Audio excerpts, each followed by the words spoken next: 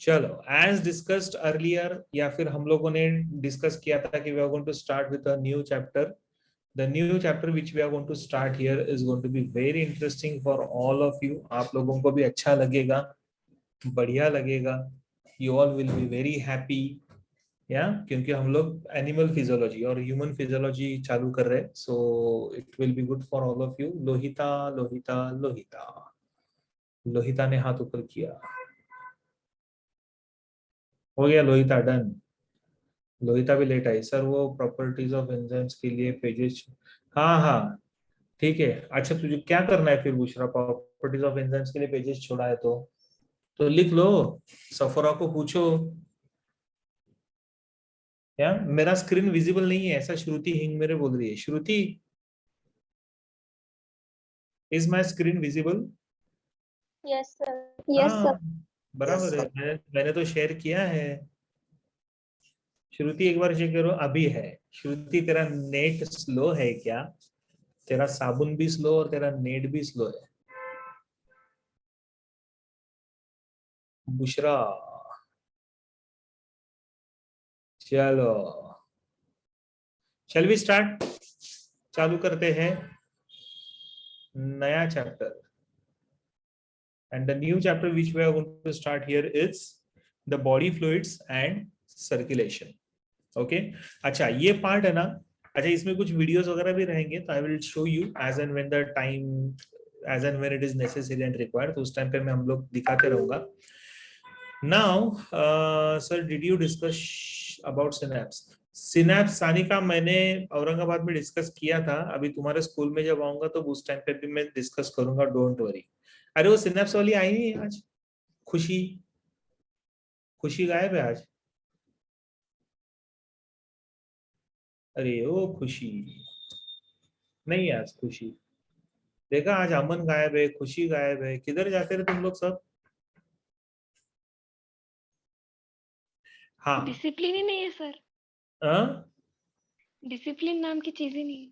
है ना. हाँ, तुझे अभी ट्रेनर बना देता हूँ मैं, डिसिप्लिन वाला. Don't worry. चलेगा sir. Complete module of chapter 1, मतलब. अच्छा हाँ, नहीं हाँ, एक पहला चैप्टर का कंप्लीट किया मैंने, बराबर. नहीं, इसके पहले कोई स्लाइड नहीं होगी, डोंट वरी. उत्कर्षा, मुझे कुछ समझा नहीं रहा है. आपने कब पढ़ाया प्रॉपर्टीज ऑफ एंजाइम? अच्छा, प्रॉपर्टीज ऑफ एंजाइम पहले ही हो गया था, शुरू में ही. जब हम लोग एंजाइम्स पढ़ रहे थे ना, उसी टाइम पे हुआ था वो. ठीक है, एक बार चेक कर लो. सर मधुरा, मधुरा आई है शायद. श्रुति, हाँ, बायोमोलिक्यूल के लेक्चर में ही हुआ था, बराबर.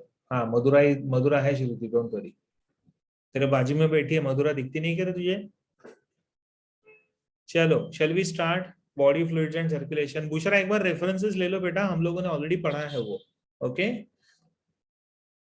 यस, लास्ट लेक्चर के स्टार्टिंग में मैंने प्रॉपर्टीज पढ़ाया और उसके बाद शायद आप नहीं थे फिर, इसका मतलब. तो एक बार सोफोरा या किसी और से एक बार देख लो.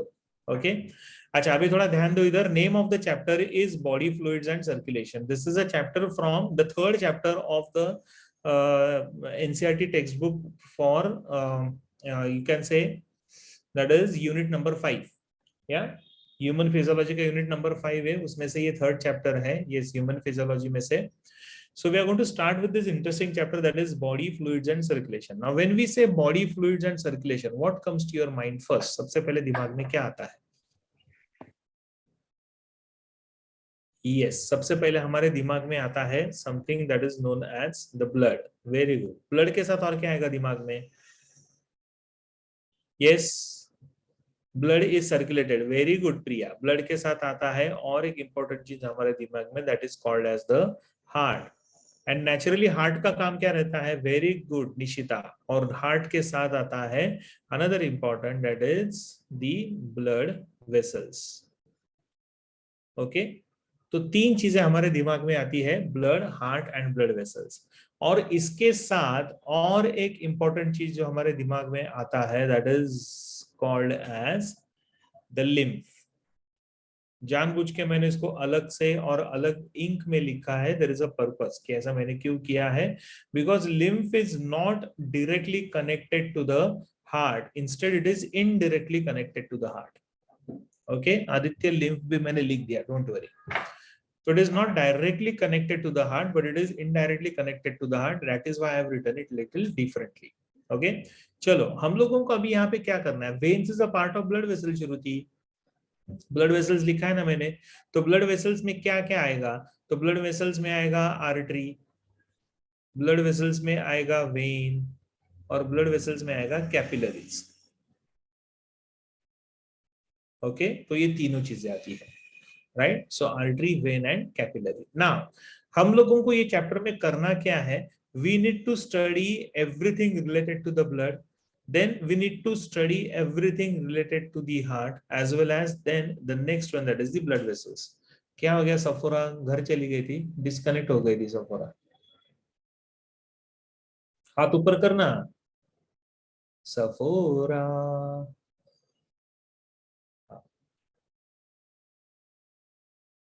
Okay, so basically we are going to study all these three things in this particular chapter, that is body fluids and circulation. Now study of blood का जब हम लोग पढ़ाई करते हैं तो we call this as hematology.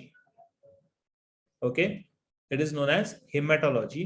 Study of heart is called as cardiology, and study of blood vessels is known as what? अब बोलो Gaurav. Study of blood vessels अभी नहीं आएगा, मुझे आता है Gaurav. Study of blood vessels is known as angiology. Okay, है vascularology Sani का कुछ भी, it is known as angiology. Okay, angios का मीनिंग आता है blood vessels. Yes, so this is known as angiology. तो ये तीनों, so study of blood is haematology, study of heart is cardiology, and study of blood vessels is known as angiology. तो ये तीनों भी चीजें हम लोगों को, yes, you have to write it simultaneously, Mr. Alok. Please don't stop yourself. You can do it. Please write it down. Okay, so हम लोगों का भी ये तीनों चीजें, नहीं लिम्फोलॉजी नहीं होता आदित्य, स्टडी ऑफ लिम्फ ऐसा कुछ है नहीं, ठीक है. सो डोंट वरी, लिम्फोलॉजी नहीं होगा. So this is haematology, cardiology and angiology, और उसके बाद आखिरी में पढ़ेंगे हम लोग स्टडी ऑफ लिम्फेटिक वेसल्स और लिम्फ वेसल्स या फिर लिम्फ नोड्स, तो उसका पूरा स्टडी होगा. So that we are going to study at the end. So basically ना हमारे बॉडी में बहुत सारे अलग अलग टाइप के फ्लूइड्स होते हैं, बॉडी फ्लूइड्स जिसको हम लोग बोलते हैं. जैसे for example we have blood as a body fluid, we have, say for example, lymph as a body fluid, we have something known as interstitial fluid, which is also a type of body fluids. It's a fluid which is present between the cells, so called as interstitial fluid. So that is also a type of body fluid. तो ऐसे बहुत सारे अलग अलग type के body fluids होते हैं. Plus we have body fluids in the form of maybe, you know, say for example CSF, cerebrospinal fluid. अभी यूरिन और ये सब नहीं आएगा इसमें, because they are temporarily stored and they are released out from the body ना, इसके लिए. Enzymes is also not a type of body fluid, ठीक है. Enzyme is a type of chemical substance. CSF, cerebrospinal fluid, this is also body type of a body fluid. तो ऐसे अलग अलग type के बॉडी फ्लूइड्स हमारे body के अंदर होते हैं. उसमें से इंपॉर्टेंट जो हमारे लिए रहता है, तो ये पहले तीन, और सबसे इंपॉर्टेंट हमारे लिए रहेगा, that is called as the blood. Blood क्यों इंपॉर्टेंट होता है, इसकी क्या जरूरत है, वो हम लोग थोड़ा सा पढ़ेंगे. ऑफ कोर्स वाटर तो रहेगा नहीं, ये सब वाटर से ही तो बनता है बेटसी. दिस इन सब का basic integrate, they are basically made up of what, so they are basically made up of water only, right. तो उनका बेस वाटर ही रहेगा, जैसे blood has almost 92% water, like that. Okay, चलो एनीवे, सो ये अलग अलग टाइप के बॉडी फ्लूइड्स हो गए. But then CSF is called as a cerebrospinal fluid, Sanika, the one which is present around the brain and spinal cord, and inside the brain and spinal cord, तो उसको हम लोग बोलते हैं cerebrospinal fluid. ठीक है ना। Since we are here talking about the body fluids, और ये बॉडी फ्लूइड्स का क्या होता है, ये बॉडी फ्लूइड्स, अच्छा ये हमारे बॉडी में ऐसे स्टैग्नेंट रहेंगे क्या, एक जगह पे रहेंगे क्या, तो नहीं। इंटरस्टिशियल सेल, इंटरस्टिशियल फ्लूइड भी मूव होते रहता है, सीएसएफ का भी कंटिन्यूअस रीजनरेशन होते रहता है, lymph and blood vessels are also constantly moving, बराबर है। तो उसमें से main is lymph and blood vessels which are constantly moving from one place to another, उनका कंटिन्यूअस मूवमेंट चालू रहता है, तो उसको हम लोग बोलते हैं सर्कुलेशन। ठीक है, इसको बोला गया है circulation. So if I talk about circulation, तो सर्कुलेशन के भी दो टाइप आएंगे।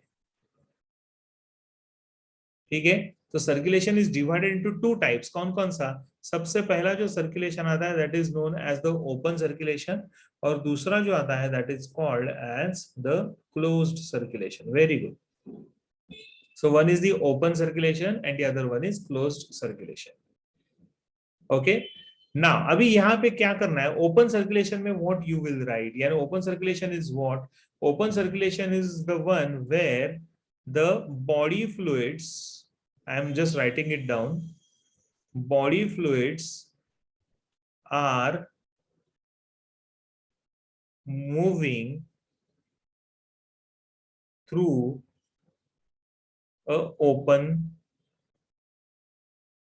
spaces or open space. Simple. हाँ पीयूष एक मिनट, हाँ. So this is known as body fluid, where or other open circulation. Whereas closed में क्या लिखोगे, closed में same आएगा, body fluids are moving through closed spaces. ठीक है, तो अभी दो चीज आ गई। वेरी गुड भक्ति, करेक्ट है आपका, लाइक कॉकरोच। तो इसमें ना दो चीजें आ गई। कौन सी दो चीजें आ गई है यहाँ पे, सबसे पहला जो आता है, first part comes is the body fluids and the second part comes is the space. तो मुझे क्या करना पड़ेगा, I need to understand the type of body fluid which is present here, correct. So the body fluid which is present in the open circulation here will be called as, so it will be called as, the body fluid here present is known as hemolymph. ठीक है, it is known as the hemolymph, whereas in case of closed circulation it is called as what, it will be called as blood. So hemolymph is what, hemolymph is like it is a blood like fluid. मैंने cockroach में पढ़ाया है, औरंगाबाद वालों को पता रहेगा ये। So it's a blood like fluid. I specifically am using the word blood like fluid. You know why? Because ये fluid के अंदर this cell has the presence of only WBCs and RBCs are absent. Correct? So यहाँ पे ये body fluid में रहता है सिर्फ WBC and RBCs are absent. WBC भी कितना रहता है, मैंने बताया था आपको, 30,000 per mm³. Correct? So that is the amount of WBC which are present. Here it is known as blood because it has all the three cells. कौन कौन सा, WBCs, RBCs and platelets. Very good.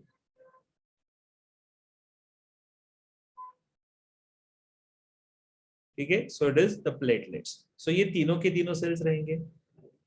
As RBCs are absent here, यहाँ पे RBCs अभी absent है, and because RBCs are absent here, therefore the colour of the fluid will always be white because RBCs are absent. Here the color of the fluid is always going to be red. तो इसमें भी दो type के colours आएंगे। कौन कौन सा, एक आएगा आपका डार्क रेड कलर और दूसरा आता है, yes, second one is bright red colour. तो डार्क रेड क्यों होता है, it is because of absence of oxygen and presence of more carbon dioxide. So this is found in the veins, and bright red is basically in the arteries. ठीक है, तो इस तरीके से ये कलर देखा गया है सर्कुलेशन में, that is open circulation. And हाँ, तो वो थोड़ा सा darkish, veins are bluish in colour because of the fact that the blood is deoxygenated ना, इसके लिए वेन्स में हमेशा ये ब्लड रहता है थोड़ा सा, यानी वेन्स दिखते हैं आपको bluish because of the deoxygenated blood. So more of carbon dioxide, less of oxygen. Okay, तो पहले ये पॉइंट लिख लो अच्छे से। We are talking here about the difference between closed and open circulation. These are the two types of circulation.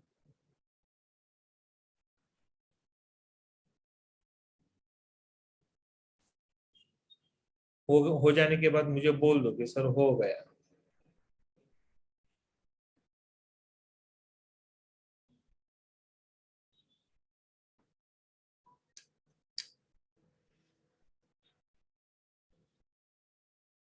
Sir एक बार last slide भी दिखा देना। हाँ, ये last slide,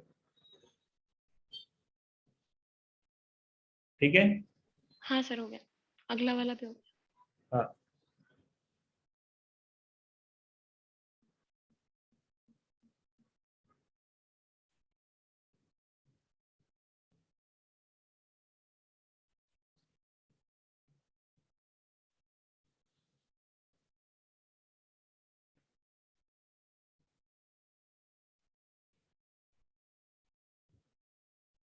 done sir. Okay, सबका हो गया। कैन यू बी से it is dark red because of presence of, yes yes of course Aditya, वही तो, इसके लिए तो मैंने बोला ना कार्बन डाइऑक्साइड रहता है।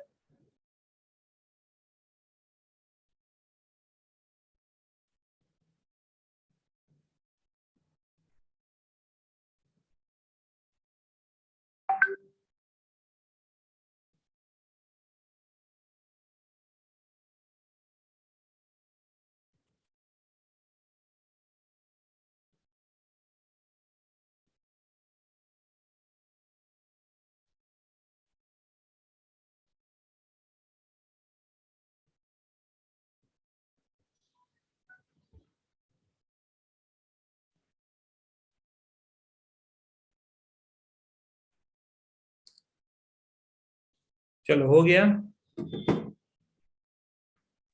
अच्छा, अभी थोड़ा आगे बढ़ते हैं। हाँ, थोड़ा आगे बढ़ते हैं। We are here talking about two sir एक बार सर्कुलेशन। लास्ट स्लाइड से हाँ हाँ, ओपन एंड क्लोज्ड। तो ओपन और क्लोज्ड में हम लोगों ने पहले क्या देखा, हम लोगों ने देखा बॉडी फ्लूइड्स के बारे में। So this is all related to the body fluids, ठीक है, हो गया। Yes sir. हाँ, इंजेक्शन हमेशा वेन में देते हैं, सो हम एक्चुअली इंजेक्शन मसल में देते हैं, लेकिन इंट्रावीनस रहता है तो वेन में आ जाएगा। आर्टरी को कभी पंक्चर नहीं कर सकते, क्योंकि आर्टरी में क्लॉटिंग नहीं होगा, तो ब्लीडिंग रुकेगा ही नहीं अगर आर्टरी को आपने पंक्चर कर दिया तो, इसके लिए। ओके, चलो ये तो हो गया हमारा बॉडी फ्लूइड्स के बारे में। मैंने क्या बताया, दो चीजें, एक तो बॉडी फ्लूइड्स है और दूसरा स्पेसेस है ना। So let us try and understand the spaces which are present in this circulation. Now the space or the cavities which are present here in this open circulation, that cavity is known as hemocoel, ठीक है, और it is also known as lacunae, ठीक है, it is called as the hemocoel और lacunae। seal मतलब cavity है ना, hemo मतलब the blood like fluid, so the blood like fluid is carried through the hemocoel or also called as the lacunae। closed spaces में जो spaces होते हैं we call them as the blood vessels। और ये blood vessels का ना अपना एक खुद का एक proper flow रहेगा। कैसे फ्लो रहेगा, so it's all going to start with the heart, ठीक है, तो ये चालू हो जाएगा ऐसे हार्ट से। ओके, अच्छा, हार्ट कभी भी ऐसे निकालना नहीं, ऐसा हार्ट होता नहीं है, but from this heart the blood will be carried by, the blood will be carried by a vessel known as aorta। aorta से this blood will go to the, blood will start, aorta will start dividing to give rise to many small arteries। artery will further divide to give rise to will enter in the inside the organ and will give rise to the branches called as arteriole. Arteriole will further divide. Arteriole का आगे चल के division होता है.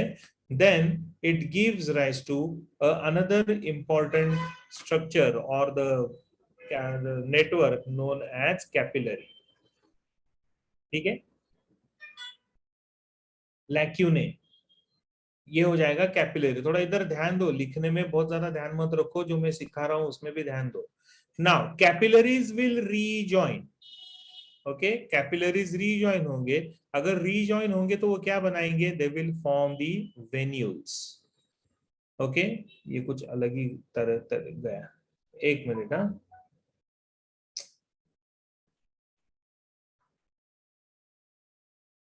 मुझे ये शायद फिर से लिखना पड़ेगा, मैंने गलती से सारा इरेज कर दिया. गुड, एक मिनट रुको. हाँ, we have open and close circulation. Open circulation में, as I have told you, that we have these spaces here. So the spaces are known as what? The space here is known as hemocoel, or it is also known as lacunae. Closed spaces में जो spaces आते हैं, we call them as the blood vessels. Okay, मैंने फिर से लिखा, गलती से मैंने erase कर दिया सब कुछ. Anyway, now the blood vessels will have their own pattern. As I said, it's all going to start with a structure known as the heart, because heart is considered as the pumping organ. तो ये heart से शुरुआत होगी. Now this heart, from the heart, a major artery will come out. एक बड़ा सा artery बाहर निकलता है. वो artery को हम लोग बोलते हैं aorta. Okay, this artery is known as aorta, right? Aorta will further divide to give rise to a structure known as artery. Artery will further divide to give rise to arteriole. Arterioles will further divide to give rise to what? Arterioles divide होंगे तो वो क्या बनाएंगे? They will start forming the capillaries. Okay. Lacunae, Lacunae, lacunae, Sanika. Capillaries बना. Capillaries will start rejoining. ये rejoin करना चालू करेंगे क्योंकि इनको ब्लड को वापस बाहर लेके आना है. तो रीजॉइन करेंगे तो वो क्या बनाएंगे? वो बनाएंगे venules. Venule will further rejoin और कनेक्ट होना चालू हो जाते हैं. So it's going to form the vein. Vein will further rejoin to form vena कावा.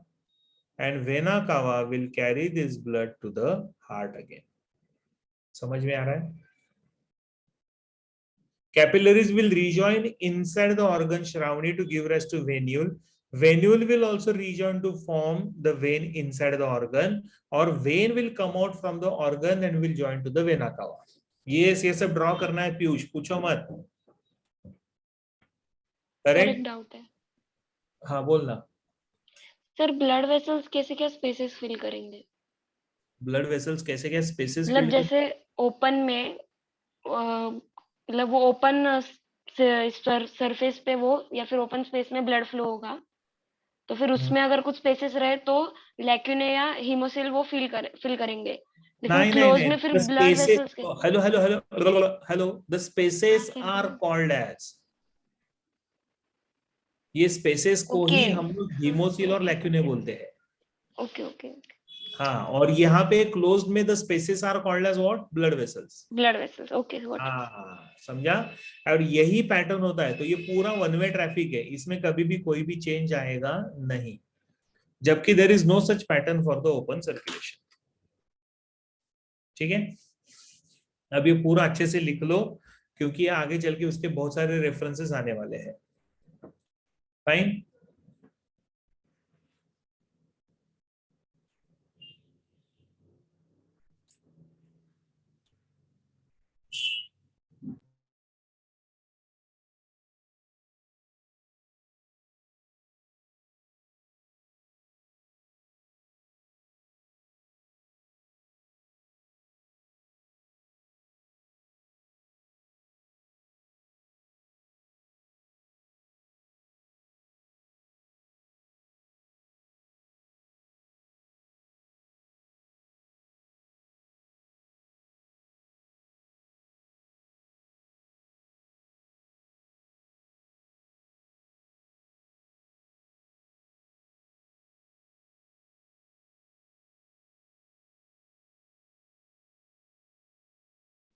Students, hello students. हाँ, रुक एक Yes, sir. जस्ट 2 मिनट के लिए मैं स्क्रीन शेयरिंग थोड़ा रोक रहा हूँ। Just give me 2 minutes.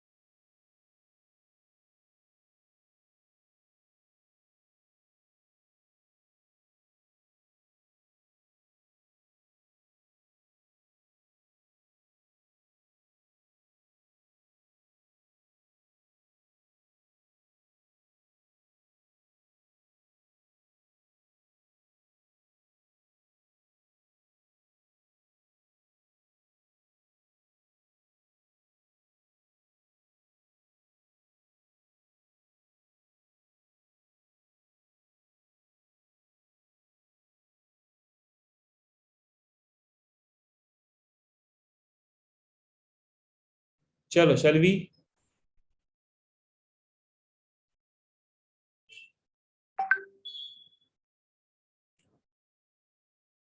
I hope my screen is visible to all of you. Vein के ऊपर क्या है? वेन के ऊपर वेना कावा है।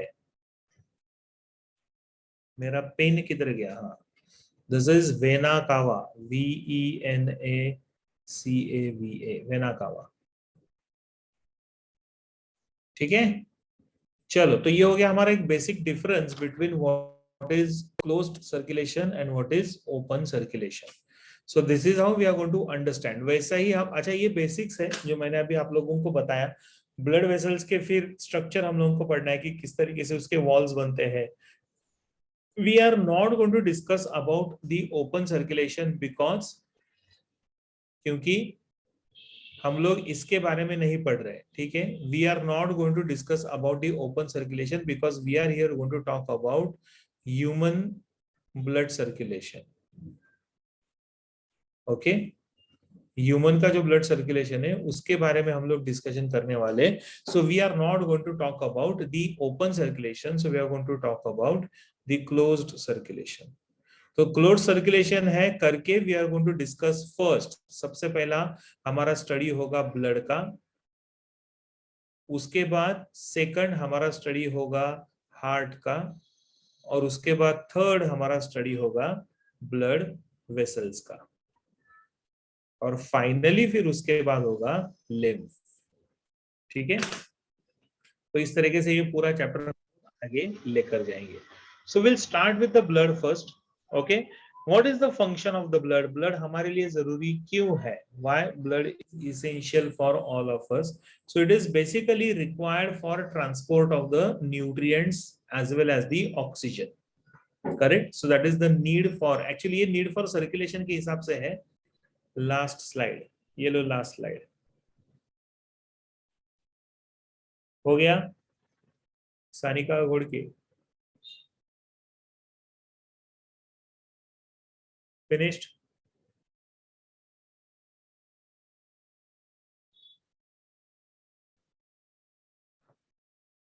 So basically जब हम लोग ब्लड की बात करते हैं, when we talk about blood, why, what is the need or necessity for the blood or necessity for the circulation? हमारे बॉडी में सर्कुलेशन क्यों होना चाहिए? तो सबसे पहला तो रीजन ये आता है that it is required for the transportation. बराबर है? Yes or no? ठीक है? So it is basically required for the transportation purpose. Transport of what? Transport of nutrients and oxygen from one part of the body to the another. So it nutrients and oxygen are supplied to every part of the body. तो जितने भी parts है वहां पे इसकी जरूरत होती है. तो सबसे पहला जो यूज आता है दैट इज ट्रांसपोर्टेशन. और ट्रांसपोर्टेशन में पहला पॉइंट आता है helps in transportation of the nutrients and oxygen as it supplies to every part of the body. ठीक है? सो ये एक इंपॉर्टेंट फंक्शन आता है. Transportation of nutrients and oxygen, transportation of hormones. Correct?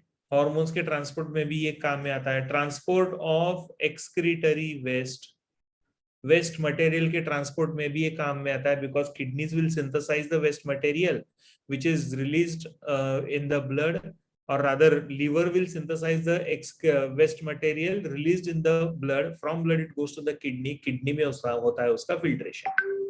Okay, so it is also useful for transportation of the excretory waste. Use of circulation, heading is use of circulation. ठीक है? और need for circulation ऐसा भी आप लिख सकते हो. तो यहाँ पे ट्रांसपोर्टेशन के लिए लगता है transportation of nutrients and oxygen, transportation of hormones, transportation of excretory waste. तो ये सब के लिए ब्लड की जरूरत होती है. Plus it is also useful for protection. Correct? Protection के लिए भी ये काम में आता है. कैसे प्रोटेक्शन के लिए काम में आता है कि थोड़ा सा भी अगर इंजरी होता है तो वहां पे ब्लड क्लॉटिंग हो जाएगा. तो अगर नेचुरल ब्लड क्लॉटिंग होता है तो मतलब क्या हो गया? Excess flow of the blood is stopped. So it is useful for the protection purpose. ठीक है? So clot is form as whenever we suffer from any injury, so the clot is formed to prevent the excess loss of blood. ताकि blood का loss no, इसके लिए clotting होता है. Right? So this is another mechanism. मतलब पहला function आएगा आपका ट्रांसपोर्टेशन, और दूसरा जो आपका फंक्शन आता है that second function is known as, ये अच्छे से लिखता हूं जरा मैं, the second function is known as protection. ठीक है? प्रोटेक्शन कैसे होगा? Protection by formation of the clot. ठीक है? और कैसे प्रोटेक्शन होगा? By synthesis of antibodies. Antibodies कौन सिंथेसाइज कर रहा है? which are synthesized by WBCs. कौन सा होता है? that we will study later on. जब WBCs पढ़ेंगे तो उस टाइम पे पढ़ेंगे. but there are antibodies which are synthesized in our blood, so they will also help in protection. okay, और प्रोटेक्शन में काम में आता है there is an important that's known as inflammation. so for this also we require, like the circulation is necessary, but inflammation is not directly a part of the circulation, but one of the cell responsible for producing this reaction called as inflammation. okay, do you know what is inflammation?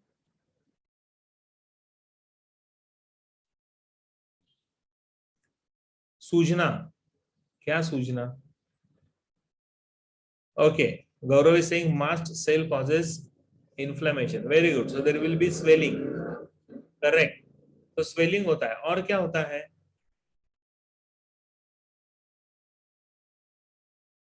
Anything else other than this? Swelling के अलावा और कुछ होता है क्या? When excess lymph gather, no, lymph का क्या संबंध है उसमें सफोरा? हीट रहता है, पेन रहता है, रेडनेस रहता है, वेरी गुड, तो आप लोगों को सबको पता है, फैंटास्टिक। या फिर मैंने शायद बताया था, इन्फ्लेमेशन में सबसे पहले तो हीट सेंसेशन आएगा, फिर रेडनेस आएगा, ठीक है, फिर स्वेलिंग आएगा, ठीक है, फिर पेन आएगा, राइट? और ये पूरा रिएक्शन किसकी वजह से होता है? ये पूरा रिएक्शन होता है because of the histamine. And histamine is a chemical which is secreted by a type of WBC as well. Along with the WBC, it is also secreted by the mast cells. लेकिन mast cells होता है tissues में, हम लोगों ने पढ़ा था areolar tissue में। वेरी गुड सानिका, वाइलिनबे, rubor, tumour, calor, dolor, fantastic. Okay, so WBCs में से भी there is one WBC type of WBC known as basophil, ठीक है, तो उसमें से हिस्टामाइन रिलीज होता है, that helps in the sign of inflammation, correct? So that is why we basically require circulation, that is why we basically require the blood, ठीक है? So this is how the need of circulation can be understood. लिख लो इसको फटाफट।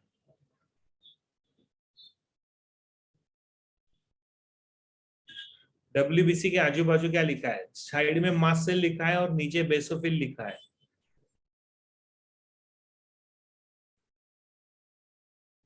बुशरा, और ऊपर जो WBC है उधर ब्रैकेट है।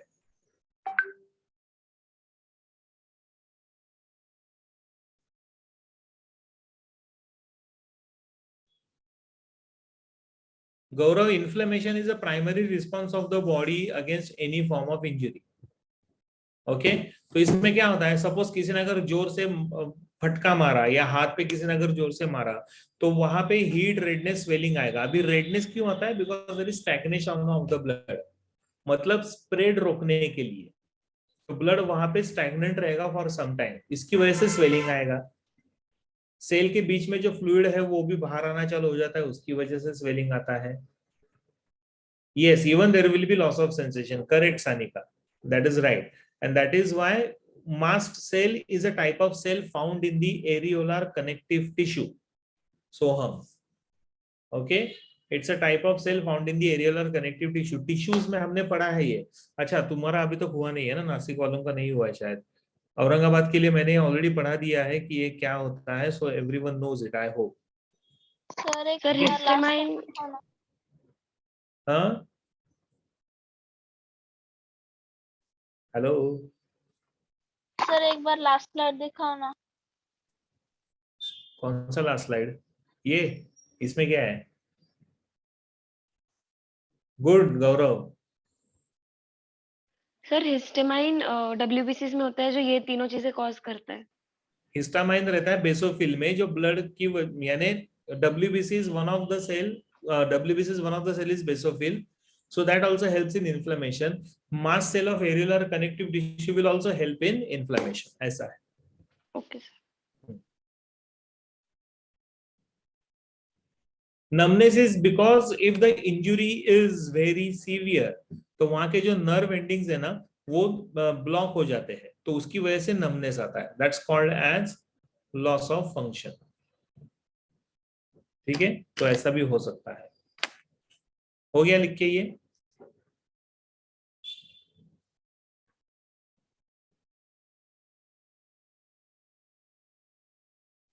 डन? ओके, तो प्रोटेक्शन कैसे होगा? Protection is by formation of the clots, and clot formation is done by the cell, and that cell is known as platelet, ठीक है? Platelets are basically responsible for clotting mechanism, right? So whenever there is an injury or a cut, and when the blood starts oozing out, the clot formation will take place that prevents the excess loss of blood. So this is another important function, or why do we need circulation and blood? तो एक काम हो गया, ठीक है? Blood transports nutrients and oxygen to every cell, हर एक cell में ट्रांसपोर्ट करता है। So the system in which the blood is circulated, that system will be known as circulatory system naturally. तो उसको हम लोग बोलते हैं circulatory system. तो जैसे हम लोग पढ़ते हैं ना कि बॉडी फ्लूइड्स एंड सर्कुलेशन, मतलब सर्कुलेशन हमारे बॉडी में कौन कर रहा है, तो it is done by the circulatory system. So what are the parts of the circulatory system? तो उसमें आएगा हार्ट, फिर आएगा ब्लड वेसल्स, फिर आएगा blood. So these are the three parts of the circulatory system, right? And circulatory system for the first time was discovered by this scientist, very important, you should remember, Sir William Harvey. यहाँ पे sir लिखा नहीं है, लिखना चाहिए. Sir William Harvey discovered closed circulatory system for the first time in 1628 in birds. और उसके बाद फिर ओपन सर्कुलेटरी सिस्टम का डिस्कवरी हुआ, लेकिन पहली बार बर्ड्स में इसको डिस्कवर किया गया. Correct, discovered by this scientist whose name is sir William Harvey. MCQ के लिए इंपॉर्टेंट. Last slide. मैं पानी लेके आया, पानी.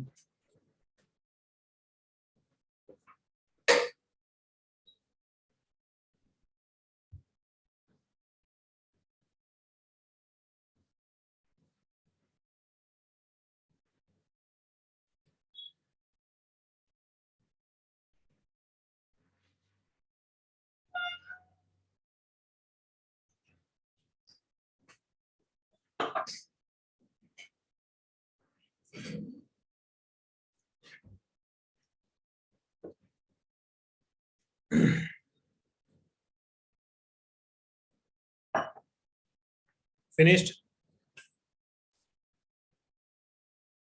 This is another important Sir William Harvey वाला, प्लीज लिख के रखो इसको.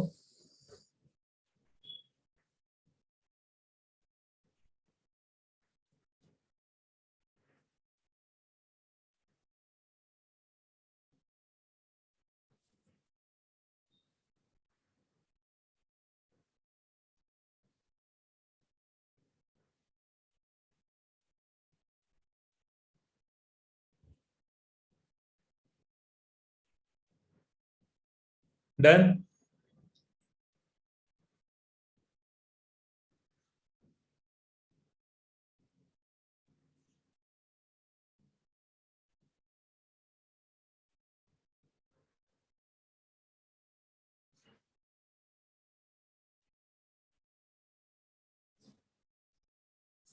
Yes, sir.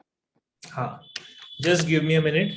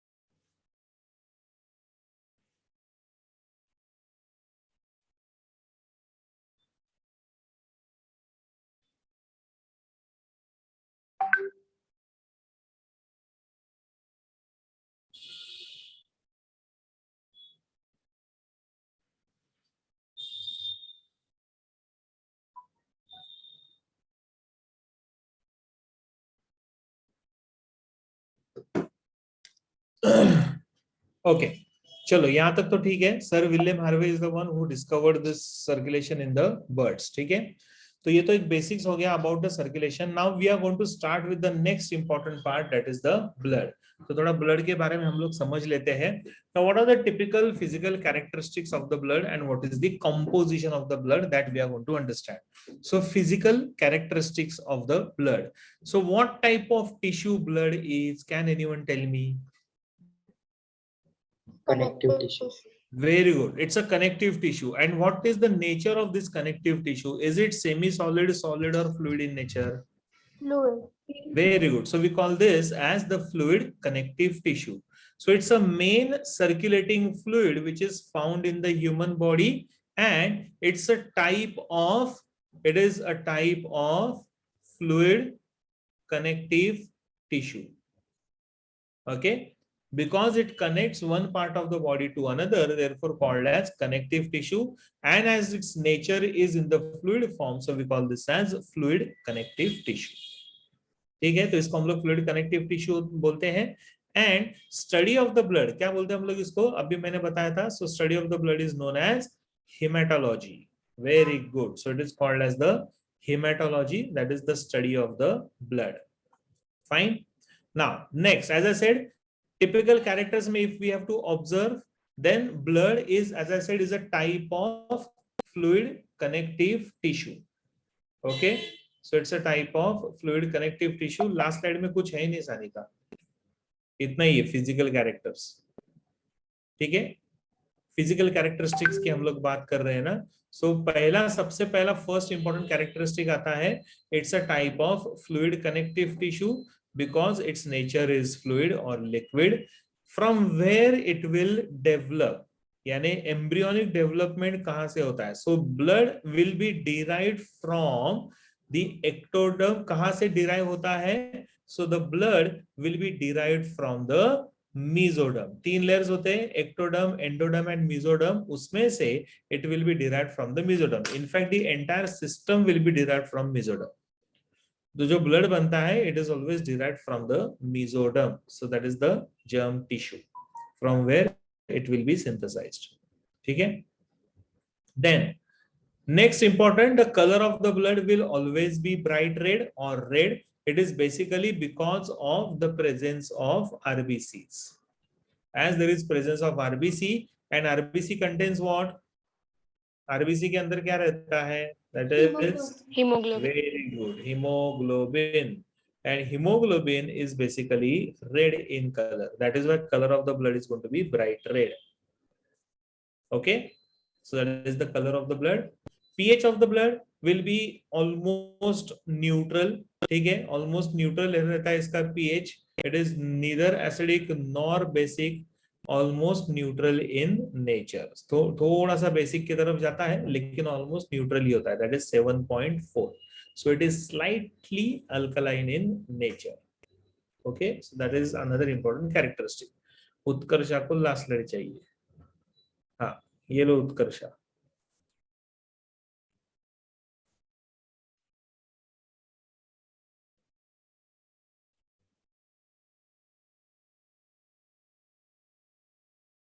हो गया.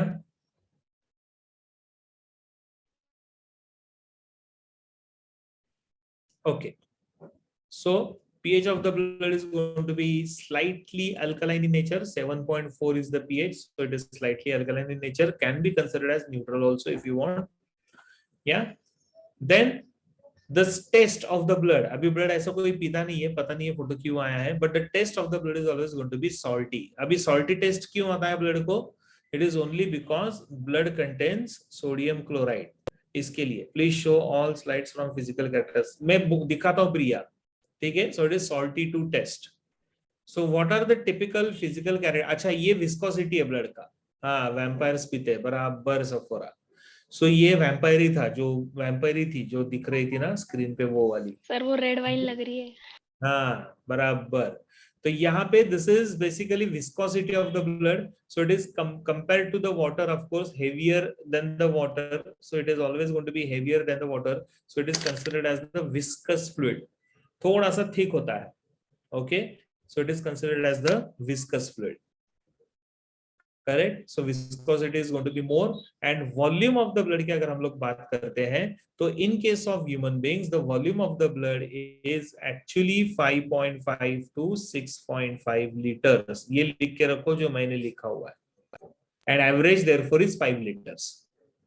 Okay, so it is 5.5 to 6.5 liters. Therefore average comes is basically 6 liters, not 5 but the 6 liters. ऐसा उसका एवरेज आता है. ठीक है, so that is the range at which the blood volume will be present. So it covers almost 8% of your body's weight. Total body weight जो अपना होता है उसका 8% will be your blood. Okay, so if we have to take all the characters, अभी यहाँ पे आपको सबको पता चल जाएगा. तो सबसे पहला कैरेक्टरिस्टिक क्या आता है? So the first physical character of the blood is it's a type of fluid connective tissue. Second characteristic, it is derived from the mesoderm. Third important characteristic that it is bright red in color because of the presence of hemoglobin. The pH of the blood is 7.4, so it is slightly alkaline in nature. Then it is the taste of the blood is salty to taste because of the presence of sodium chloride. And then it is viscous fluid, so it's comparatively going to be thicker than the water. And then the total volume is 5.5 to 6 liters, 6.5 liters.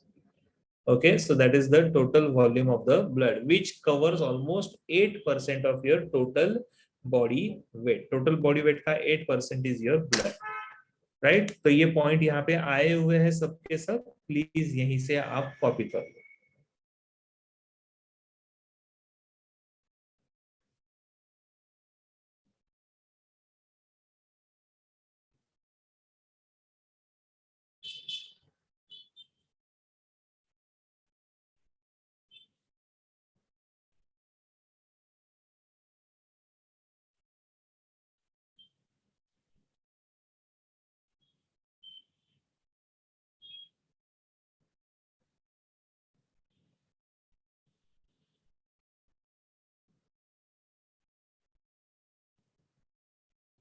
होने के बाद मुझे बोल देना please. Sir does iron content affect the taste of the. No it won't. Done sir. Blood का chemical formula क्या रहेगा? Chemical क्या है? ब्लड का क्या केमिकल फॉर्मूला रहेगा बेटा? मुझे समझा नहीं आप क्या पूछ रहे हो.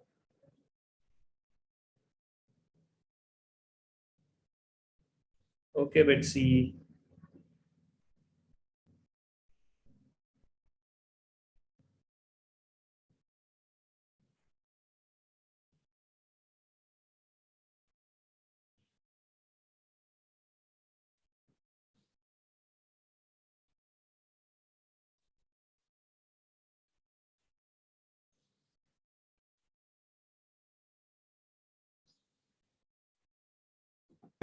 Finished?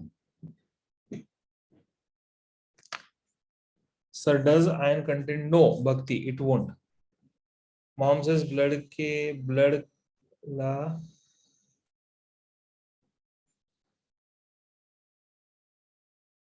मैं तेज वही पूछ रहा था ईशानी में कि ब्लड के लिए क्या फॉर्मूला होता है, पता नहीं. आदित्य कुछ तो भी पूछ रहा था, शायद आदित्य कंफ्यूज हो गया. Anyway, so this is physical properties of the blood. Now what is the composition of the blood? Blood किससे बनता है? Okay, so blood is basically formed by two important components. There is one part which is known as the fluid part, and then there are cells which are present here. Correct? So the fluid part of the blood, जब इसका हम लोग centrifugation करते हैं, तो centrifugation करने के बाद the fluid part of the blood will be separated from the cells called as the plasma, और उसके साथ आते हैं blood cells. Okay, so the fluid part of the blood is known as plasma, and then along with that we are going to have the blood cells. तीन अलग अलग type के blood cells होते हैं, तो हम लोगों को दोनों भी पढ़ना है. Plasma will form almost 55% of the blood, and blood cells will form almost 45% of the blood. So the fluid part is known as plasma, and then there are blood cells being present here. So the cells are known as the blood cells. तो तीन type के sales होते हैं. ठीक है.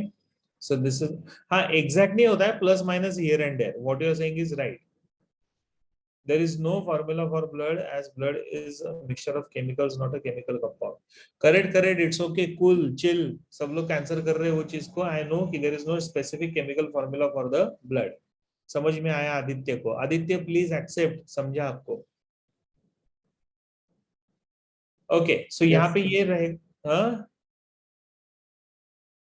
Aditya, Pooja master class. Pooja late आई, बहुत सारे स्टूडेंट्स गायब हो गए. पूजा अभी वो हो जाएंगे एब्सेंट.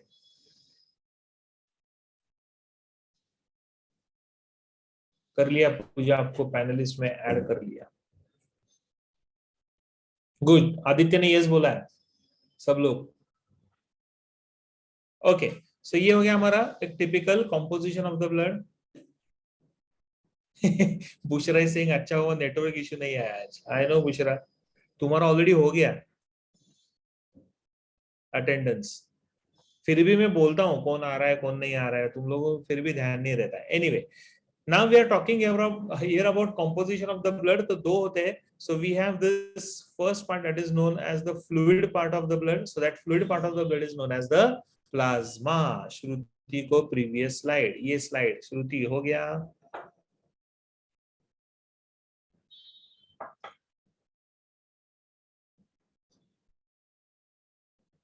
फिनिश्ड तुति?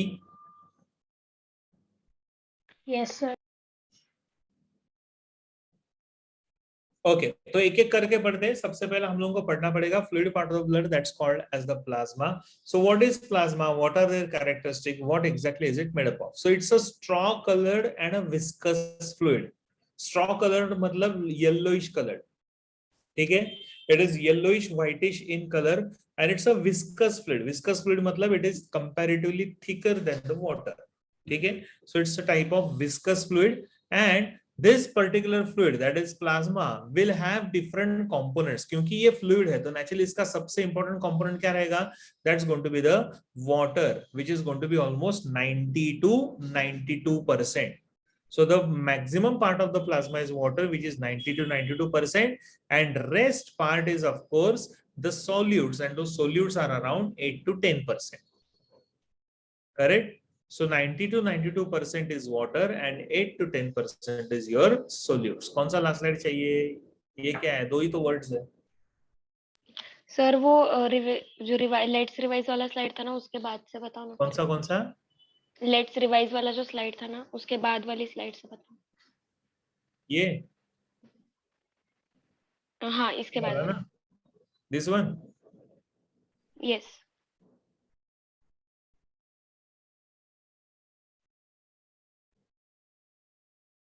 हो गया?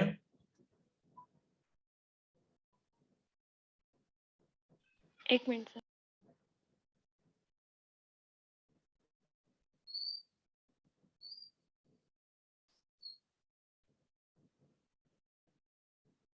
किधर गई थी रे तू अनन्या? हो गया सर। सर स्नैक्स खा रही थी। भटकते रहती है उधर उधर, फिर लास्ट स्लाइड हो गया। बुशरा ये बुशरा,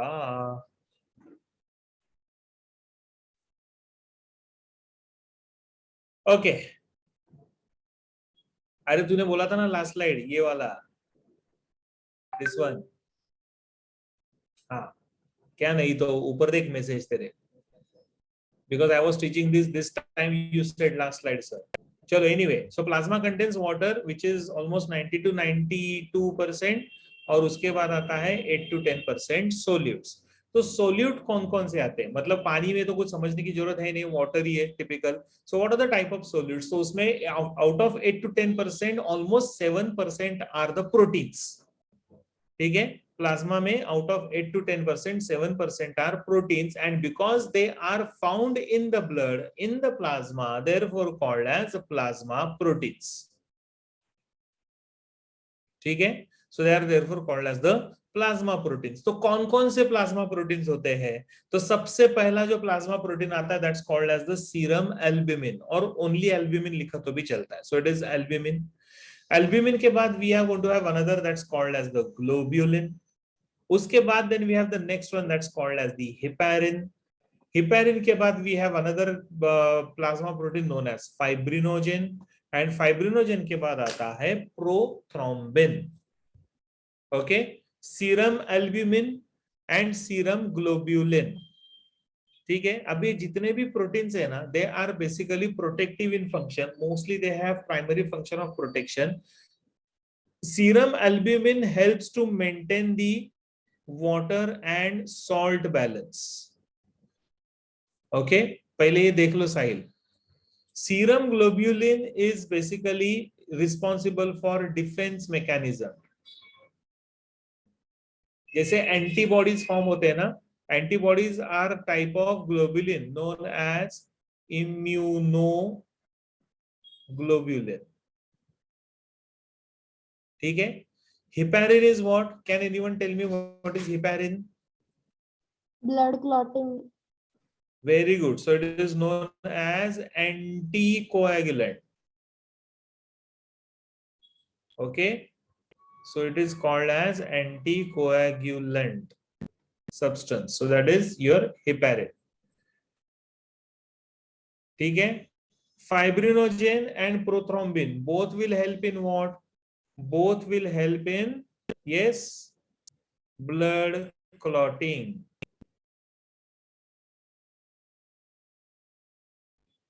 ठीक है, दोनों का काम होता है ब्लड क्लॉटिंग करना. सर हिपैरिन भी तो फिर वही कर रहा है ना, एंटीकोएगुलेंट है तो. हाँ, तो वो नॉर्मल ब्लड सर्कुलेशन में कोएगुलेशन नहीं होने देता है, और ये ब्लड क्लॉटिंग करता है जब ब्लीडिंग होता है तब. उल्टा है ना. दैट इज एंटी कोएगुलेंट, मतलब against blood clotting. Hello. Yes, sir, got it. Means heparin will avoid the clotting and fibrinogen and prothrombin will help in blood clotting. देखो, नॉर्मल ब्लड सर्कुलेशन में कौन बात कर रहा है? ये सफूरा. सफोरा. अभी नॉर्मल ब्लड सर्कुलेशन में Safora, we all know that platelets are also there. Yes. अच्छा, प्लेटलेट्स का काम क्या होता है? क्लॉटिंग करना. करेक्ट. Yes. अभी नॉर्मल सर्कुलेशन में अगर प्लेटलेट ने क्लॉटिंग किया तो will we be able to survive? No. मतलब वो क्लॉटिंग होना नहीं चाहिए करके नॉर्मल सर्कुलेशन में कौन काम करेगा? हेपेरिन. Heparin. करेक्ट. लेकिन इंजरी हो गया तो ब्लड लॉस चालू हो जाएगा, Yes. और ब्लड लॉस हुआ तो नेचुरली उसको रोकना पड़ेगा. तो उसको Their रोकने के लिए fibrinogen and prothrombin will. Yes, Correct. sir, got समझा? it. Yes, good.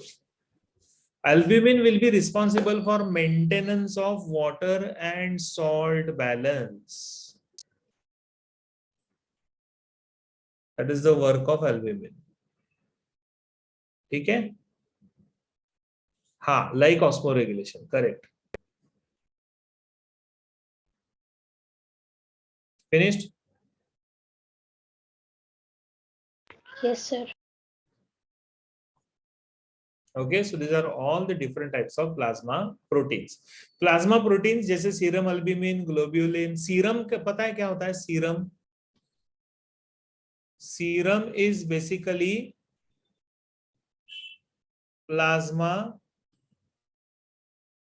without fibrinogen. मतलब जब कभी भी मुझे अल्ब्यूमिन और ग्लोब्यूलिन का परसेंटेज देखना है तो मुझे क्या बनाना पड़ेगा? सीरम. और सीरम कैसे होता है, बनता है जब हम लोग प्लाज्मा में से फाइब्रिनोजेन को निकाल देते हैं by centrifugation. Get in this? So that is known as serum. समझा सबको मैं क्या बोल रहा हूँ? हेलो. हाँ सर. हाँ, चलो, good. Yes, leech also has heparin. Correct. Then we have heparin, then fibrinogen, then prothrombin. So these are all the proteins. Other than proteins, it has other solutes. क्या रहेगा? जैसे for example, it will have nutrients. Nutrients like glucose, like amino acid, like fatty acids, glycerol, etc. Then it's also going to have nitrogenous waste. कौन सा nitrogenous waste रहेगा? Ammonia रहेगा, urea रहेगा, uric acid रहेगा, creatinine रहेगा. ठीक है. These are all the nitrogenous waste. The waste material which is synthesized by degradation of the proteins and other substances. ठीक है. Along with that, it's going to have the gases like oxygen and carbon dioxide, but in the dissolved form, right? लेकिन oxygen is majorly carried by hemoglobin and carbon dioxide is carried as what?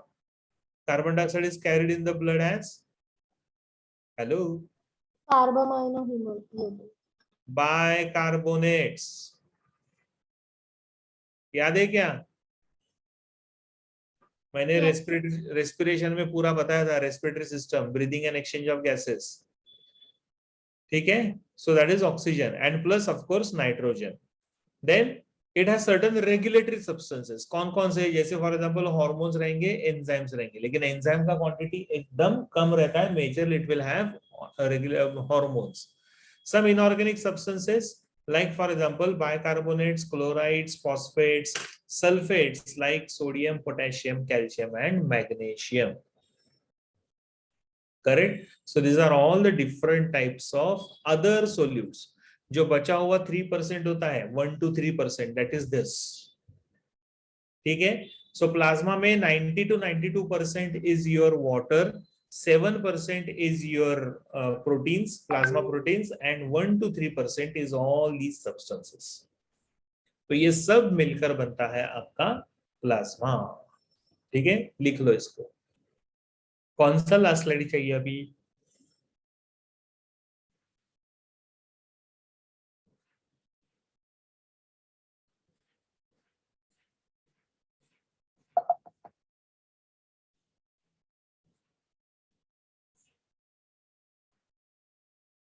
ये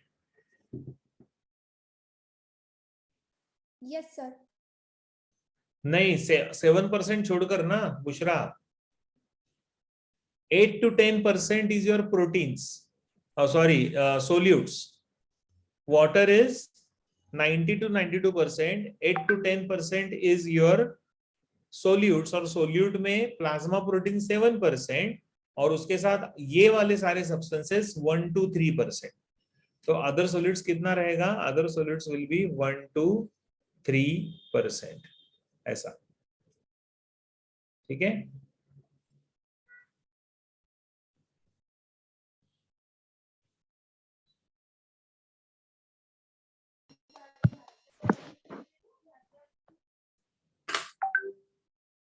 लिख लो.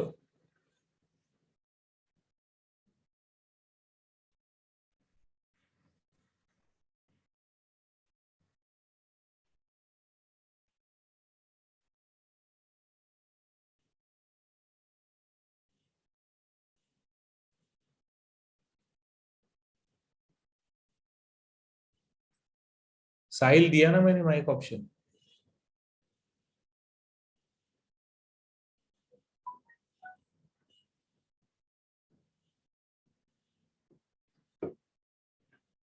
Creatinine is basically a product of breakdown of muscle proteins. And excess creatinine is a sign of kidney failure. इतना याद रखो. अरे बाप रे, ये कौन है भाई?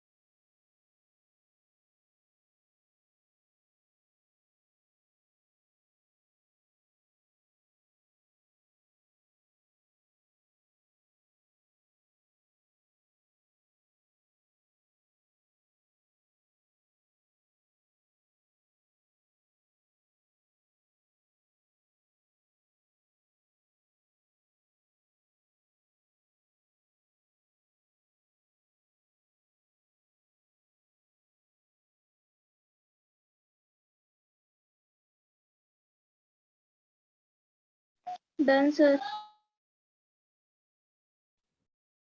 Okay, heparin is anticoagulant, so will it be useful in fixing blocked arteries by cholesterol deposition? गौरव, इसी के लिए तो होता है ना, लेकिन कोलेस्ट्रॉल डिपोजिशन को तो वो कुछ नहीं कर पाएगा. कोलेस्ट्रॉल डिपोजिशन है ना, it's not a clotting mechanism. Gaurav, ठीक है, तो क्लॉटिंग नहीं हो रहा है, डिपोजिशन हो रहा है. So that deposition can not be stopped bye heparin, but heparin will make sure that the blood का जो कंसिस्टेंसी है, fluid consistency, that will be maintained, right. So that is the work done by the blood. ठीक है, so ये हो गया हमारे other solutes. तो ये हो गया हमारा पहला part, that is the plasma. और प्लाज्मा के बाद the next part which comes here is the cells. Blood cells की अभी बारी आती है. ठीक है, let's take a break of 5 minutes. एक 5 मिनट का ब्रेक लेते हैं, and then we will start with the next part of the lecture. Will that be fine? Yes, sir. Sir, I have a doubt. बोलो. 17-27 हुआ है और चालू करेंगे हम लोग 17:35 को. ठीक है, ले लो ब्रेक. हाँ बोलो. सर, वो मैंने देखा है कि जब हम ब्लड निकालते हैं बॉडी से, तो वो जो एंटीकोएगुलेंट होता है उसको भी अलग से डिराइव किया जाता है. तो वो सिर्फ हेपेरिन ही होता है क्या? मतलब ओनली हेपेरिन भी होता पूरा है, जो होता है. फाइब्रिनोजेन भी होता है, इफ नीड बी. डिपेंड्स कि अच्छा, आप कौन सा टेस्ट कर रहे हैं उसके ऊपर डिपेंड रहता है. ओके. या चलो, टेक अ ब्रेक नाउ.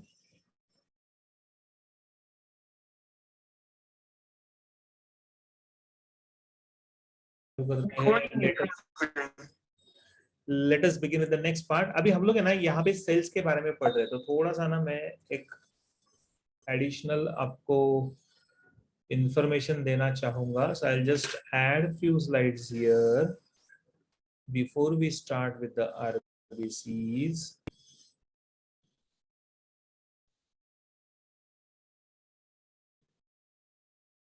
कौन कौन से ब्लड सेल्स होते हैं?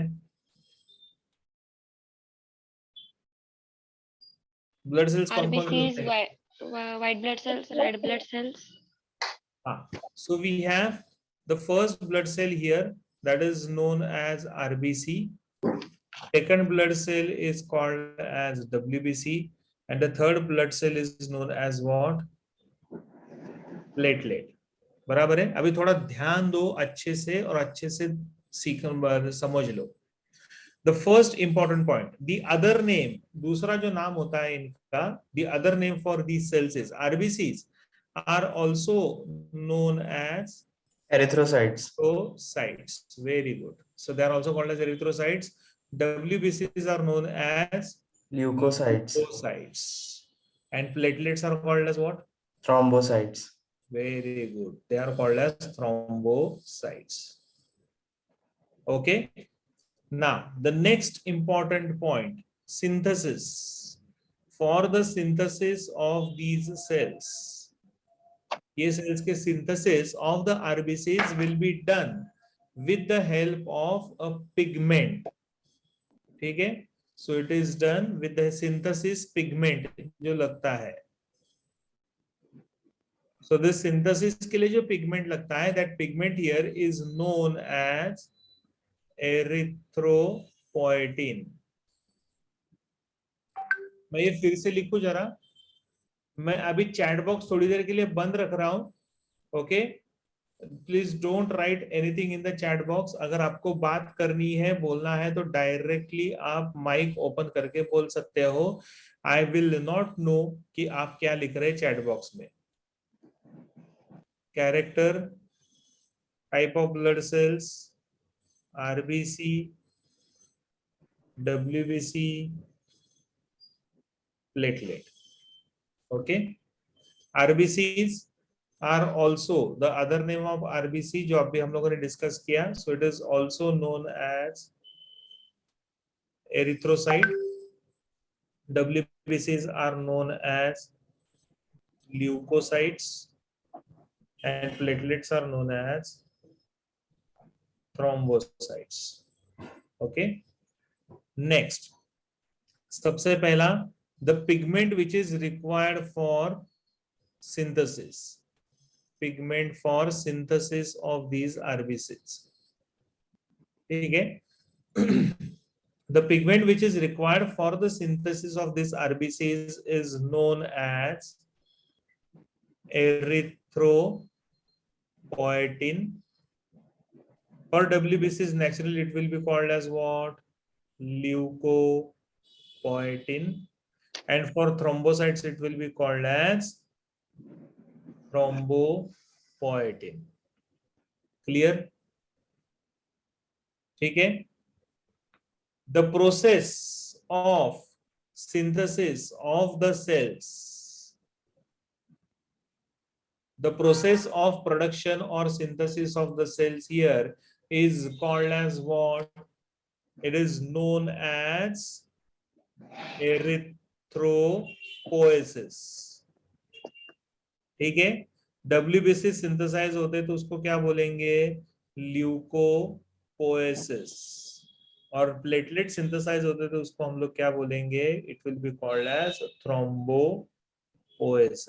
यहां तक समझ में आ रहा है सबको? यस और नो? Yes sir. हाँ, ओके. चलो, अभी साइट ऑफ सिंथेसिस कहाँ पे सिंथेसाइज होता है? So where they are exactly synthesized. So the site of synthesis here will be, RBCs are synthesized where? In the liver and bone marrow. Liver में कब? Same इधर, liver and bone marrow. Same here, liver and bone marrow. Liver में कब होता है produce? During the embryonic age. Very good. During the embryonic stage वहां पे liver में प्रोड्यूस होता है. Otherwise they are all synthesized in the bone marrow. So that is the site of synthesis of all these cells. Now there are immature cells. Immature cells are called as what? So the immature cells, that is of RBCs, immature RBCs are known as what? Immature RBCs are called as reticulocyte.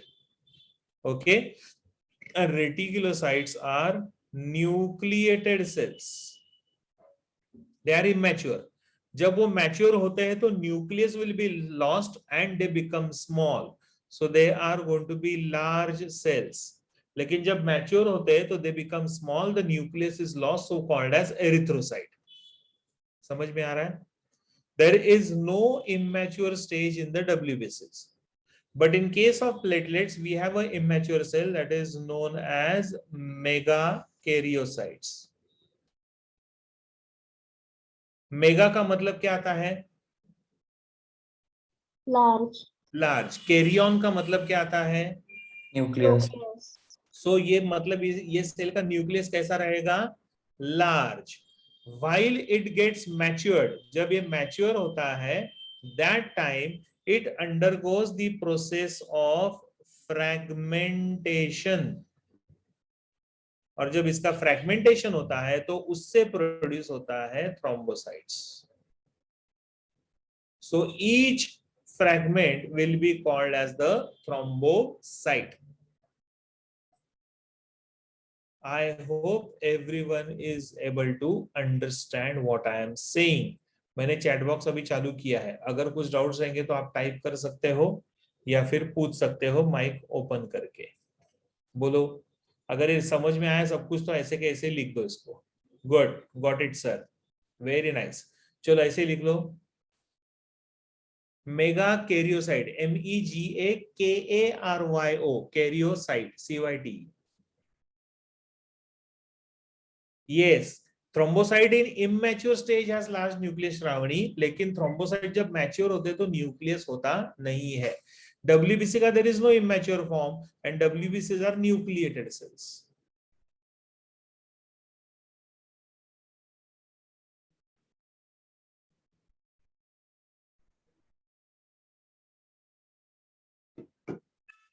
ठीक है, चलो लिख लो इसको, फिर next पढ़ते हैं. Yes, correct, Ishita. So initially to begin with, it is megakaryocyte. but when it undergoes fragmentation, nucleus is lost and then it becomes thrombocyte. So each fragment will develop into thrombocyte. Okay, हो गया? आगे बढ़े. Sir, even that also RBC decreases in size. yes, size और shape भी अलग हो जाएगा, size कम हो जाएगा, छोटा हो जाएगा. Okay. गुड. चलो नेक्स्ट, अभी थोड़ा और आगे बढ़ते हैं. Again, previous हाँ, again we have here RBC, we have here WBC, and we have here platelet. हाँ, क्या चाहिए था? ये वाला स्लाइड.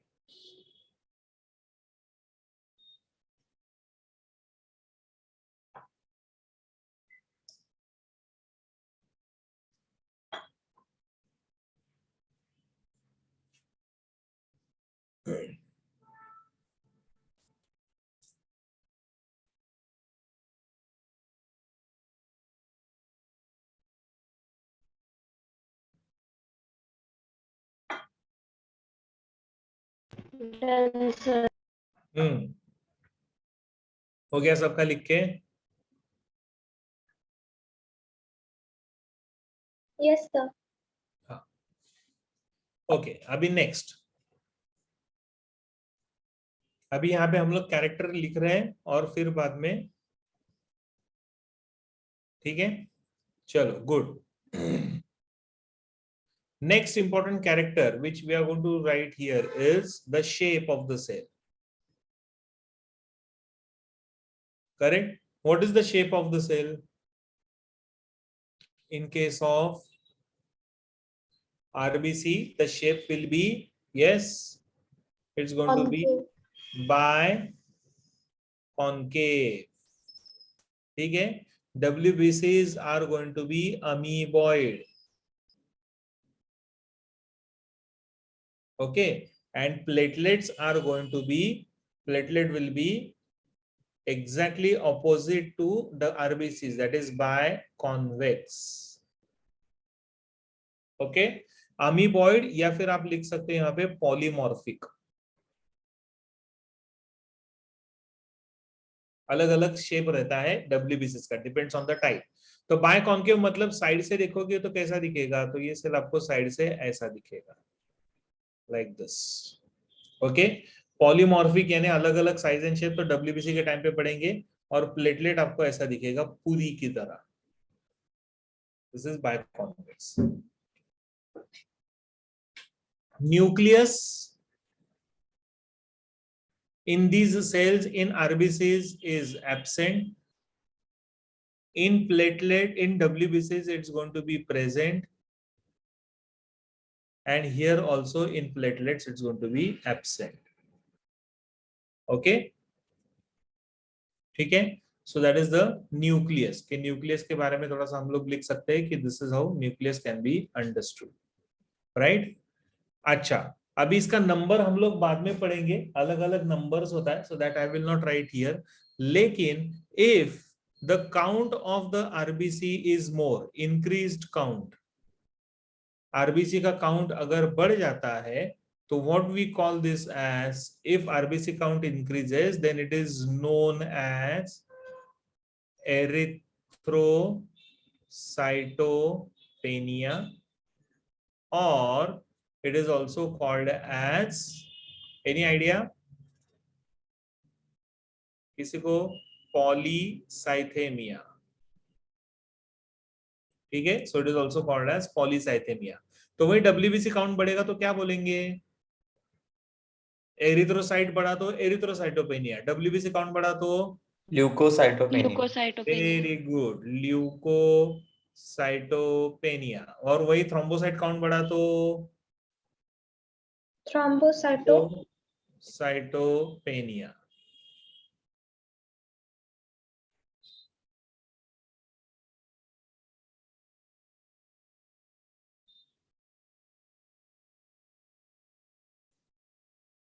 ठीक है?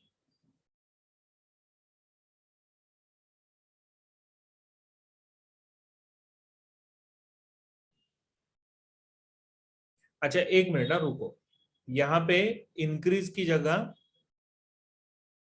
सॉरी यहाँ पे इंक्रीज की जगह just write down here decreased count, उल्टा किया मैंने थोड़ा, सो द डिक्रीज्ड काउंट, अगर कम हो गया तो एंड रब दिस वन,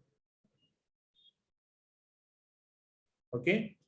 और वहीं if the count is more, increased count अगर रहेगा तो then it is known as erythrocytosis और पॉलीसाइथेमिया, ठीक है। यहां पे आएगा ल्यूकोसाइटोसिस और यहां पे आएगा थ्रोम्बोसाइटोसिस, ठीक है। थोड़ा उल्टा हो गया मेरे से, ठीक है, करेक्ट कर लो इसको। सिर्फ काउंट कम हो गया तो पेनिया, बढ़ गया तो साइटोसिस,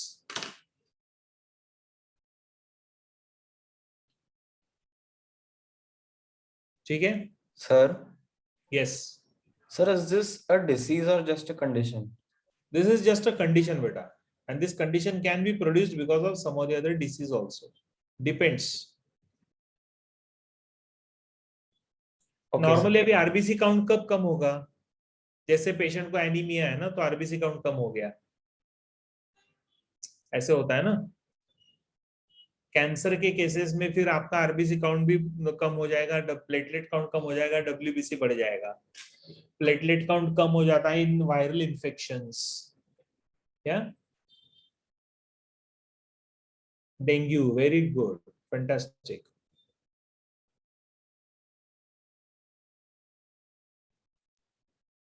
मैं आपके ये पढ़ नहीं रहा था, अभी जस्ट मैंने रीड किया क्योंकि मैंने हटा दिया था उस स्क्रीन के ऊपर से। हो गया लिख के? Yes, sir. एरिथ्रोसाइटोसिस के नीचे पॉलीसाइथेमिया है, polycythaemia.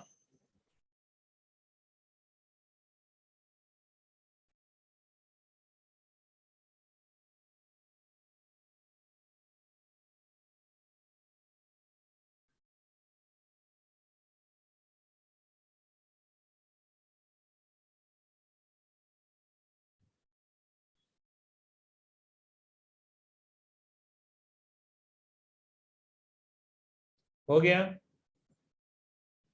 No, sir.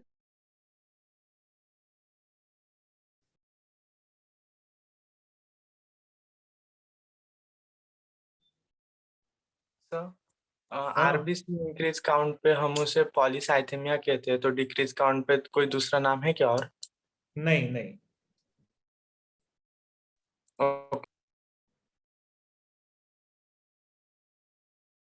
Last slide 1 minute, कौन सा लास्ट स्लाइड पीयूष? ये वाला?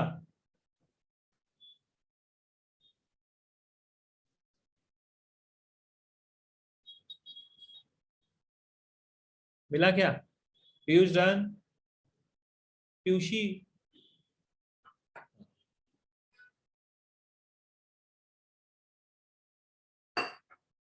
ठीक है, चलो अभी ना आरबीसी के अंदर और एक इंपॉर्टेंट खासियत है।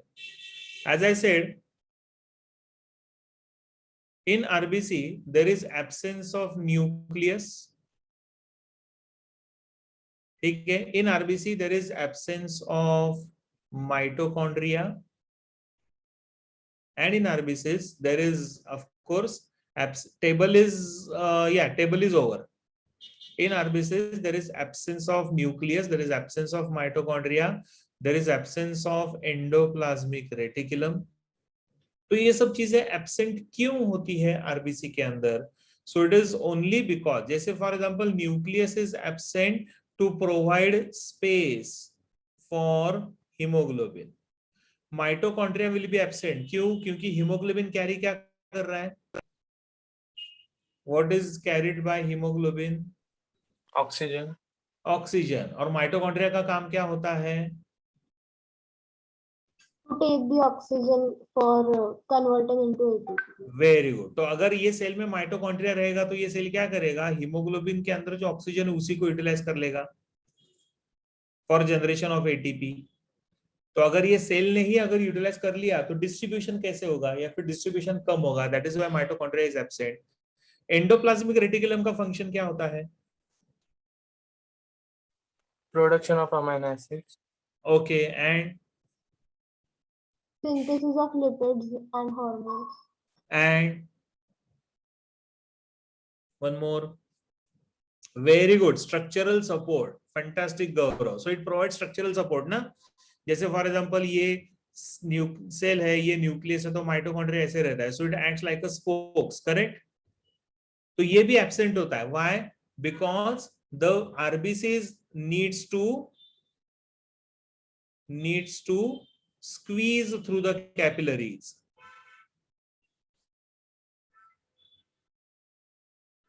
बराबर है, RBCs needs to squeeze through the capillaries, मतलब उनका साइज और शेप बदल जाएगा, स्क्वीज हो जाएगा, तो स्क्वीज होने के लिए therefore endoplasmic reticulum is absent. Get in this? Space for haemoglobin, Shruti, ठीक है, nucleus is absent to provide space for haemoglobin, as hemoglobin carries oxygen, therefore mitochondria is absent, otherwise mitochondria will only produce ATP, तो distribution कम हो जाएगा। That is the importance of खासियत of speciality of the RBCs, ठीक है। चलो, nucleus RBC में भी नहीं है और न्यूक्लियस प्लेटलेट में भी नहीं है, बराबर है, yes or no? But WBCs are nucleated cells, correct? WBCs are the nucleated cells. Now, इसका मतलब अगर आरबीसी में न्यूक्लियस नहीं है तो will there be a cell division? No. No. Platelets में न्यूक्लियस नहीं है, will there be a cell division? No. But WBCs are nucleated, so will there be a cell division? Yes. Good. So cell division will be present here, and as cell division is present, therefore the count of WBC will increase because of the cell division. ऐसा हो सकता है कि WBC का count बढ़ जाए। Now there is one condition known as tumor formation. अगर WBC count बढ़ता है तो there is, अच्छा WBC छोड़ दो, there is one condition known as tumor formation. Tumors are generally cancerous, correct? Generally बोल रहा हूं, नॉट ऑलवेज, यस और नो? हाँ या ना? हाँ, तो अगर ट्यूमर बन रहा है तो मतलब ट्यूमर किसकी वजह से बनता है? किसी भी टिश्यू में अगर ट्यूमर बनता है तो कैसे बनता है? How it is form? Tumour is what? हाँ, नहीं WBC छोड़ो तो निश्चिता, ट्यूमर अगर किसी भी टिश्यू में बनता है तो एक्सेस ऑफ दैट सेल, बराबर है, मतलब can I say that there is increased cell division? Very good, excess cell growth and cell division, fantastic Bhakti Nishita. तो यहाँ पे ये बढ़ जाएगा, सेल डिवीजन होगा ज्यादा, तब जाके ट्यूमर होगा, तो उसको जनरली हम लोग कैंसरस ट्यूमर ऐसा बोलते हैं, करेक्ट? ब्लड का भी कैंसर होता है, यस। तो ब्लड कैंसर अगर होता है तो इसका मतलब ब्लड कैंसर में किसका काउंट बढ़ेगा?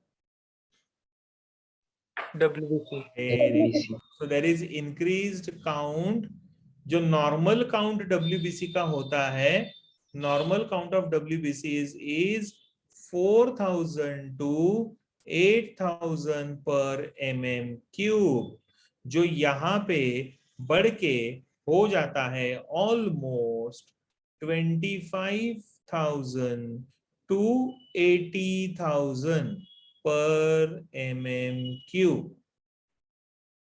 तो ऐसे ब्लड कैंसर को हम लोग क्या बोलते हैं? What is this blood cancer called as? This blood cancer is known as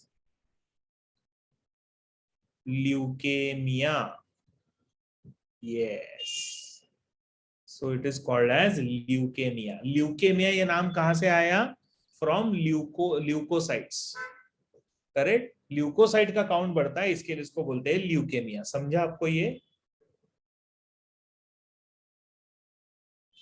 Yes. अरे हाँ कि ना? अच्छा, अगर WBC काउंट बढ़ गया तो इसका मतलब आरबीसी और प्लेटलेट को जगह रहेगा क्या? नहीं. तो नेचुरली आरबीसी काउंट कम हो जाएगा, प्लेटलेट काउंट कम हो जाएगा। आरबीसी काउंट कम हो गया तो क्या साइन आएगा? एनीमिया। एनीमिया। मतलब कैंसर, ब्लड कैंसर के पेशेंट को सबसे पहला साइन क्या आएगा? एनीमिया। ऑक्सीजन का सप्लाई टिश्यूज को कम होगा क्योंकि RBC count is less, so there will be difficulty in breathing, weakness आएगा, टायर्डनेस रहेगा, और उसके साथ फिर प्लेटलेट काउंट भी कम हो जाएगा, तो there will be natural bleeding from natural orifices. तो माउथ से ब्लीडिंग होता है, अचानक नाक से हो जाएगा, कान से ब्लीडिंग होना चालू हो जाता है, that is what it is. तो ऐसे कंडीशन आते हैं ल्यूकेमिया में, कैंसर ऑफ ब्लड। समझा आपको ये अभी? Yes sir. गुड। चलो आगे का पार्ट, अभी स्पेसिफिक सेल्स अपने को पढ़ना है अलग से, आरबीसी, डब्ल्यूबीसी, प्लेटलेट तीनों भी अलग से पढ़ना है। डब्ल्यूबीसी के बहुत सारे पार्ट टाइप्स है, वो सारे हम लोग को पढ़ने हैं, but that we will study tomorrow. कल भी अपना लेक्चर है, so I will teach you that tomorrow. Okay sir yes sir, वो जो सेल डिवीजन यस लिखा है, मतलब सेल डिवीजन होता है वैसा है ना? बराबर, डब्ल्यूबीसी का सेल डिवीजन होता है, करेक्ट। एंडोप्लाज्मिक रेटिकुलम के आगे लिखा हुआ है need to squeeze through capillaries, therefore endoplasmic reticulum is also absent. ठीक है सर हाँ, sir white blood cells 25,000 to 80,000 होते हैं, तब क्या होता है? Leukemia, that condition is called as leukemia. Sir उसके पहले क्या लिखा है? अरे वो इंक्रीज काउंट, ओ सी सर ओ आप यू, हाँ ना, बहुत गंदी है, आई नो, शट अप। हो गया, फिनिश्ड। चलो जिनका हो गया वो लोग निकल सकते हैं, bye bye, see you, thank bye you. Sir, bye thank you sir. Yes, मजा आ गया Thank you, sir, sir. I know, thank you, bye bye, see you, take care. Thank you sir, bye sir, yes, bye bye bye bye bye sir. Bye bye bye sir. Bye.